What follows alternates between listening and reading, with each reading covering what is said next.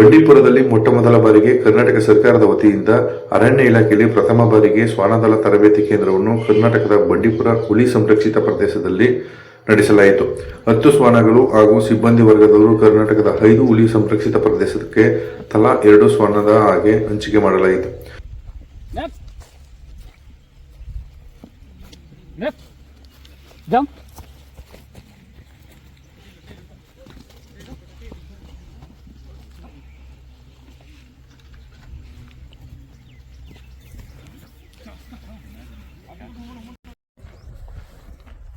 ಕಳೆದ 1 ವರ್ಷದಿಂದ ಬಂಡೀಪುರ ಟೈಗರ್ ರಿಸರ್ವಲ್ಲಿ ಟ್ರ್ಯಾಕರ್ ಡಾಗ್ ಯೂನಿಟ್ ಟ್ರೈನಿಂಗ್ ನಡೀತಿತ್ತು.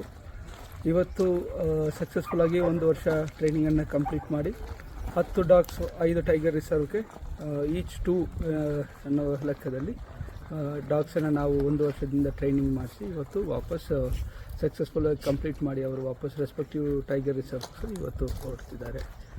1 ವರ್ಷದಲ್ಲಿ ಡಾಗ್ಸ್ಗೆ ಬೇರೆ ಬೇರೆ ರೀತಿಯಲ್ಲಿ ಟ್ರೈನಿಂಗ್ ಆಗಿದೆ.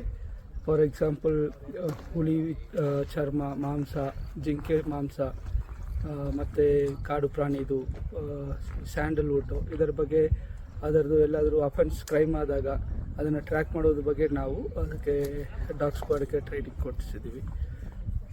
ಮುಂದುವರೆದು ನೀವೆಲ್ಲ ನೋಡ್ತಾ ಇರುವಾಗ MM ಹಿಲ್ಸಲ್ಲಿ ಆಗಿದ್ದ ಘಟನೆಗಳು, ಹುಲಿ ಕಾರ್ಯಾಚರಣೆಯಲ್ಲಿ ನಮ್ಮದು ಟ್ರ್ಯಾಕರ್ ಡಾಗ್ಸು ಸಕ್ಸಸ್ಫುಲ್ಲಾಗಿ ಪಾರ್ಟಿಸಿಪೇಟ್ ಮಾಡಿದೆ ಮತ್ತು ಕ್ರೈಮ್ ಡಿಟೆಕ್ಷನ್ ಚೆನ್ನಾಗಿ ಟ್ರ್ಯಾಕರ್ ಡಾಗ್ ಯೂನಿಟಿಂದನೂ ಆಗಿದೆ.